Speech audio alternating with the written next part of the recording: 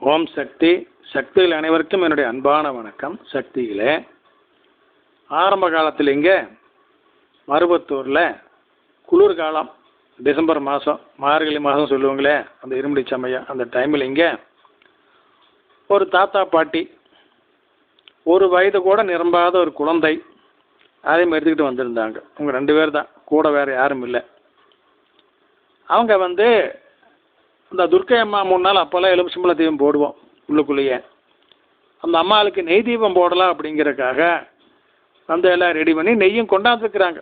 ஒரு சம்பளத்தில், எவர் சூழல் சம்பளத்தில் கொண்டு வந்துருக்குறாங்க.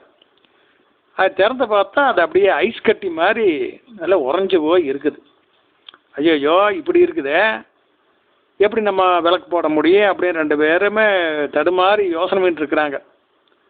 அப்போ இவங்க மடியில் உட்கார்ந்து இருந்த அந்த குழந்தை, அது இவருக்கு அம்மானோட பேசுனது கிடையாது. அது திடீர்னு வாயை திறந்து பேசுது. என்னென்னு பேசுதுங்க, சூடத்தை பருத்தி உள்ளே போடு அப்படின்ட்டு வாய் முடிச்சு. அவ்வளோதான், அதுக்கு மேலே ஒன்றுமே சொல்லு. சூடத்தை பருத்தி உள்ளே போடு, அவ்வளோதான். இவங்க உடனே ஆச்சரியப்பட்டு அம்மாவுடைய கருணையை நினச்சி, அம்மா தானே அந்த குழந்தை ரூபத்தில் பேசுகிறா, அதே மாதிரி சூடத்தை பருத்தி அந்த நெய் வச்சிருக்க சம்பளத்தில் போடவும் அது உருகிடுச்சு. அப்புறம் அங்கே நிம்மதியாக விளக்கு போட்டு அம்மாவை கும்பிட்டு போனாங்க.